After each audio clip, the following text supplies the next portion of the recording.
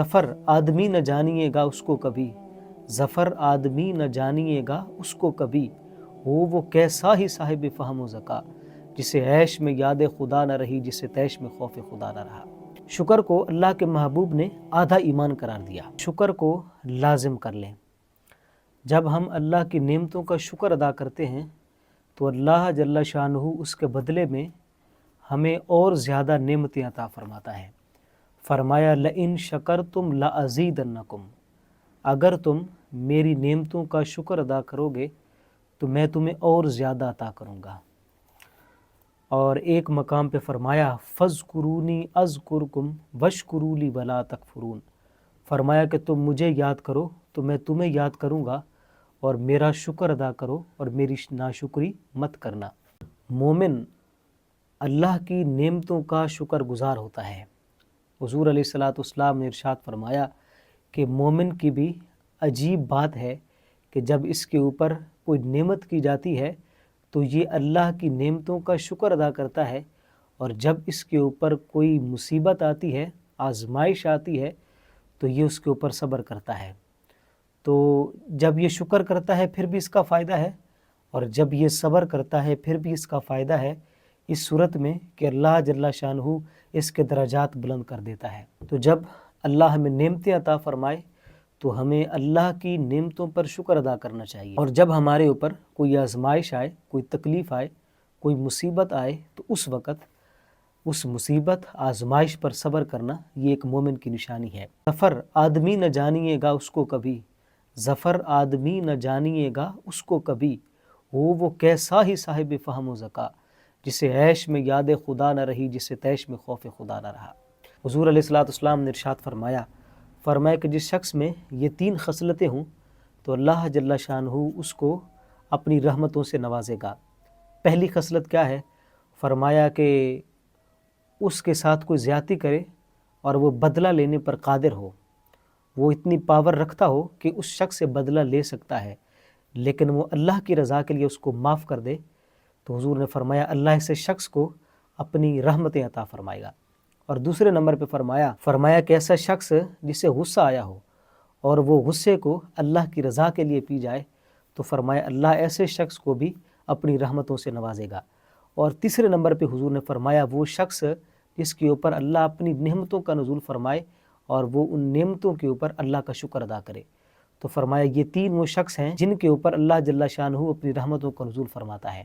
شکر کو اللہ کے محبوب نے آدھا ایمان قرار دیا۔ فرمایا کہ شکر کرنا نصف ایمان ہے، اور صبر کرنا بھی نصف ایمان ہے، اور فرمایا یقین کی دولت اللہ کسی کو عطا کر دے تو سمجھیں کہ اس کو پورا ایمان مل گیا۔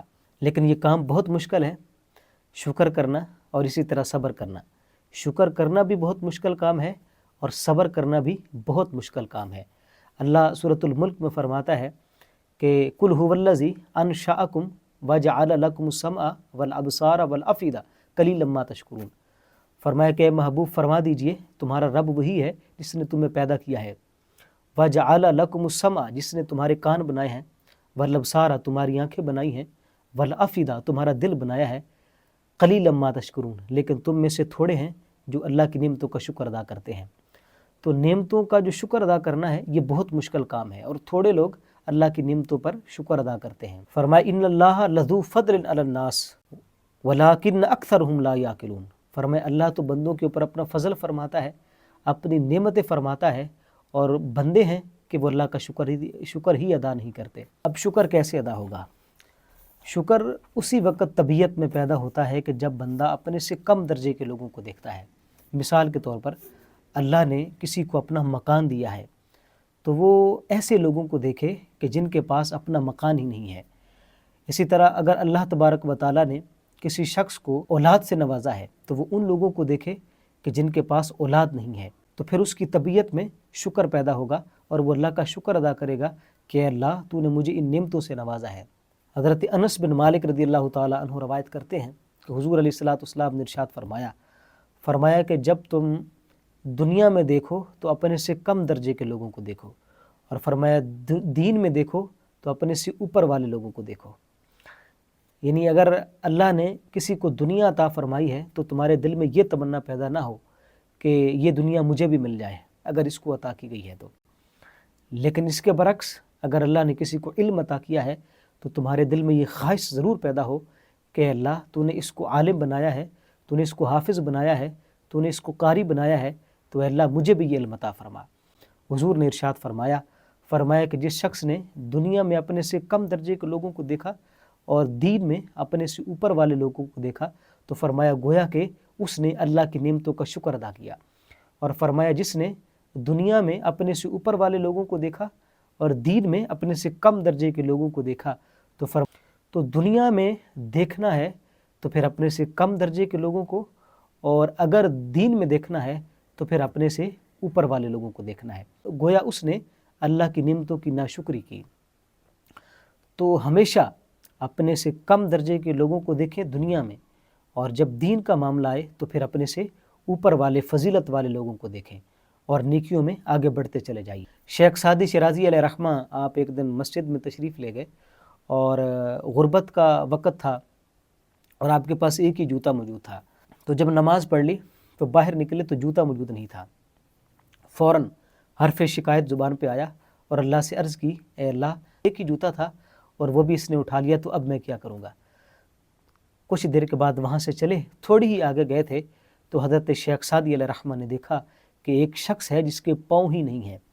تو شیخ سعدی فوراً سجدے میں گر گئے اور اللہ کا شکر ادا کیا کہ اے اللہ تو نے مجھے اگر جوتے عطا نہیں کیے ہیں تو میں تیرا شکر ادا کرتا ہوں کہ تو نے مجھے پاؤں تو عطا کیے ہیں۔ تو ہمیشہ اپنے سے کم درجے کے لوگوں کو دیکھیں تو پھر ہی اس کی نعمتوں کا ہم شکر ادا کر سکیں گے۔ اور ایک بات یہ کہ جب اللہ نے آپ کے اوپر نعمتوں کا نزول کیا ہو تو پھر ان نعمتوں کا اثر بھی آپ کے اوپر ہو۔ ابو الاحوص کہتے ہیں کہ میں حضور کی بارگاہ میں حاضر ہوا اور میرا حال بڑا پراگندہ تھا، تو حضور علیہ الصلوۃ نے ارشاد فرمایا کہ کیا تمہارے پاس مال نہیں ہے؟ تو میں نے عرض کی حضور میرے پاس تو گھوڑے بھی ہیں، اونٹنیاں بھی ہیں، بکریاں بھی ہیں، اللہ نے مجھے سب کچھ عطا کیا ہے۔ تو حضور نے فرمایا کہ پھر وہ مال جو اللہ نے تجھے عطا کیا ہے اس کا اثر بھی تمہارے اوپر ہونا چاہیے۔ تو جب اللہ نے مال عطا کیا ہے تو پھر اس کو خرچ کیجئے، اللہ کی راہ میں خرچ کیجئے، اپنے اوپر خرچ کیجئے، اللہ کی مخلوق کو کھلائیے، کہ جب ہم اللہ کی نعمتوں کا شکر ادا کریں گے تو اللہ ہمارے رزق میں اضافہ فرمائے گا۔